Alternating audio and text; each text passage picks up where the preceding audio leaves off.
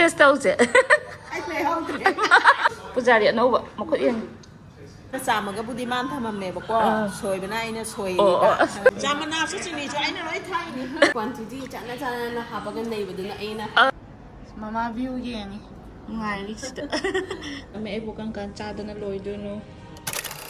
Hello everyone, mayam na kari lamdano hangpirapado ngasidi haijarage ain laise Bahrain gi Amwas haiba island du dani ko moi gi 33 island lay moi lamsida adugi manungda amani chijo island macha mane adu matam ghar gi ne sida yam kuina laidoi te yum thiringai manung gi ne do horen ju yum thiba chatkini yum thiba chaple pa yade mama hoi ju ai nak ta koi blak toi ne video se loi bau yeng minasi angang ai salary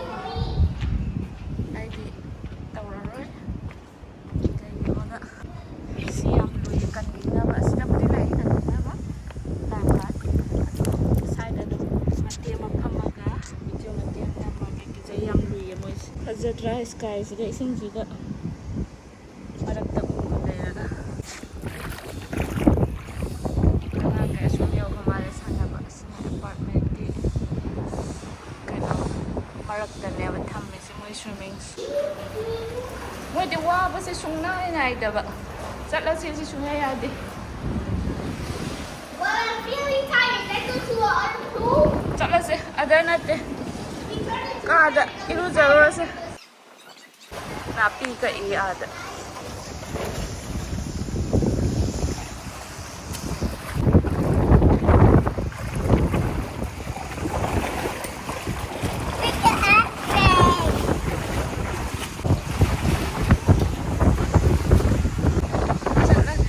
user topiraga saksana ba salas la okay yes the other here is cold. Let us see. Look at it. Oh, it is cold. Look at it. This is so good. I can do this. I can do that. Look at me. Look at me. I can do this. Hello. Hello. hello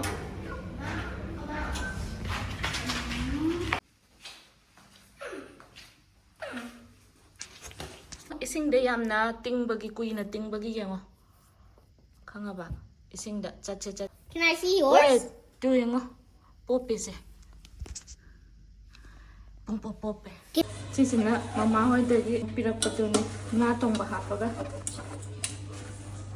angang gi chat te dum soi de na ba thong mon ma pa de kya cha de akhoi di cha tin mut ama la pul oro de gi acha pot ate oro dum chang sali de sina ngaring kha hapat ba din thinki mama ngaring kha de su haw ai chalade la pheng ba gai thang ba sin nong ma gi lau sing ba wa pham lore kam ba gi ting de di yadre hojik yum yeng ba amuk thole marakta mama hoi amuk lak toi ni na ngasi gi ti sim tang yeng ani adagi angang ani ai itom ta na pura tholakuni na ne khara kuina chatpado ngamroi ba duga horen nungdang ne ta na punna thola age family punna aduga aina yum yengakpa singsiga karambana phani habdusu mayangi mot phongdok pirammo ji yengminarase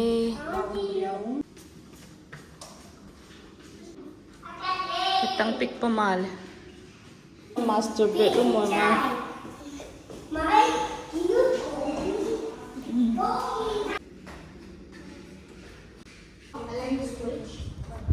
balcony puti sang e chaore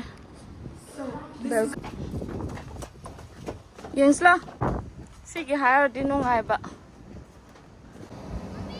Oh, it's working. Yes.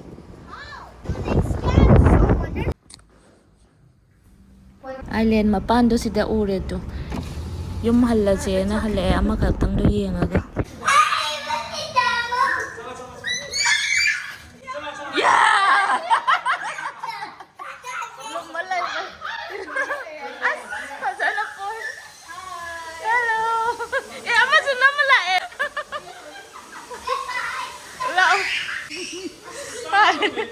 Nungay ba?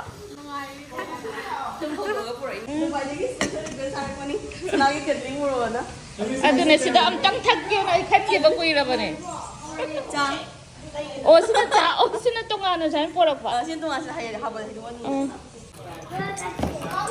ꯑꯩꯒ Is this a slime? ꯒ꯭ꯂꯞꯁ ꯄꯥꯝꯕ꯭ꯔꯣ ꯄꯥꯝꯃꯦ ꯑꯗꯣ ꯃꯅꯥ ꯑꯩ ꯂꯧꯒꯦ sida angang ay naman nalawga. I think I want strawberry. Is that the house or the... Cheers daw siya. Ay, may hungry.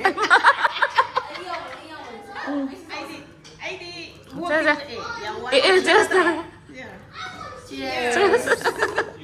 Pujari ano ba? Makot yan. Somdan na pasabi na thong bay hao doon.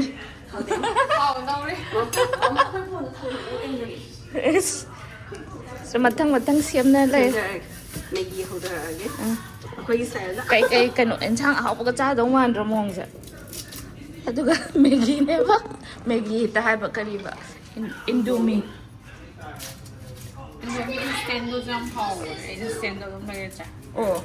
Layover nung sa pokot lang. Strawberry cake glass. Mama view yan eh. Ngai lista. Kamay daw kay mama. Nungaye. Ay ꯊꯦꯡꯅꯕꯩ ꯋꯥꯔꯤꯅꯤ. ꯑꯗꯨꯅꯦ ꯍꯥꯏꯁꯦ. ꯑꯗꯨꯅꯦ ꯊꯥꯖꯗꯅ ꯊꯣꯡꯖꯤꯟ ꯃꯄꯥꯟꯗ ꯂꯩꯔꯝꯕꯗꯨꯗꯗꯤ ꯑꯁ ꯄꯨꯔꯥ ꯀꯩꯅꯣ ꯉꯥꯎꯈ꯭ꯔꯦ ꯑꯩꯗꯤ ꯄꯨꯔꯥ. ꯑꯗꯣ ꯍꯧꯖꯤꯛ ꯑꯩ ꯊꯣꯡꯖꯤꯟ ꯃꯄꯥꯟꯗ. ꯑꯁꯦꯡꯀꯤ. Mana mi lakani hairaga mana thongjin mapana lep lerambadadi as Mangansida mama yam phajai. ai se Thabat mangan ka. thabat mangada dum lep ka leira sira phajaba. Mama ura chot la ba? Yes.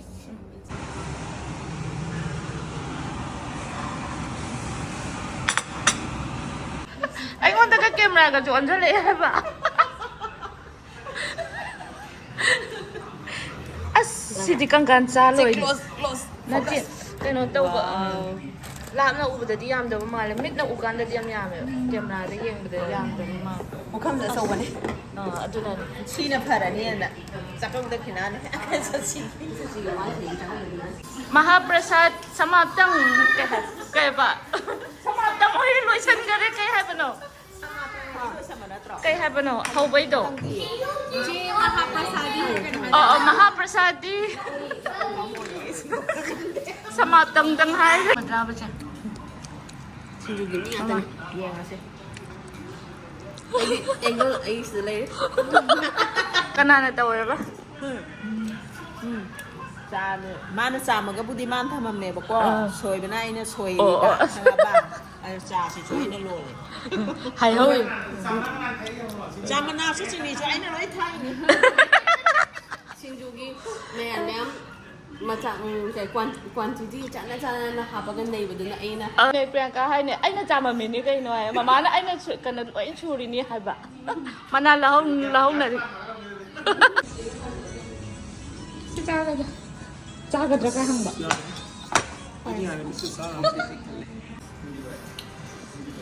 Si Yaore kay no i-charo gi Yaore ha ba. Simtak cha cha.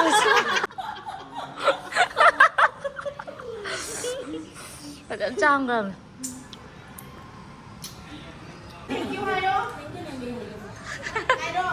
Panek ti ya hok di ba? Laibra. Ikai ra. Favor ko lai pham dei lai ko ne. Na ba dik dai. joy taro ni ne joy taro mo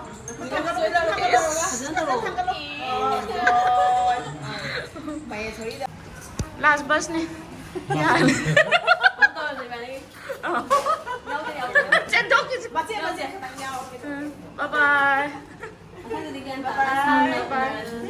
Kento ka hok ko. thang di sabi thumi mayam ya ga Thank you ManiMamouinBahrain aduga Maheshwari. Thank you si mayam si pupila may ibukang kansada na loido no. Bye.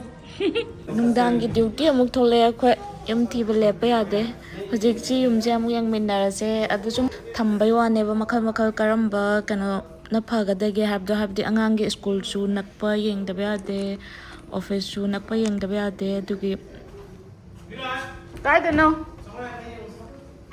ama sika tawrage khara yam yenge se ama adudagi khanbada nungaidana ko adugi paisa su yamdaba thiba adigi nungaiba su thiba school nakpa su thiba tawis si pajabra kamai tawi haibiramo commenta si view sina ani suba yengba amuk lae hi kari dai han hausige somna kanda sina bedroom angangi bedroom hangdokpa yadre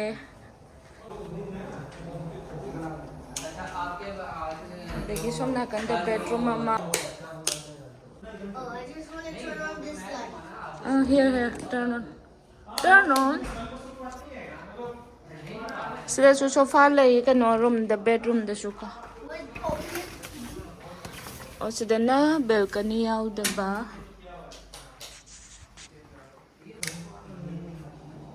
bathroom दिख रहा pick पा आपको मसला होता है वो हम करके देंगे आपको आप इस चीज की टेंशन ना ले एसी में कोई मसला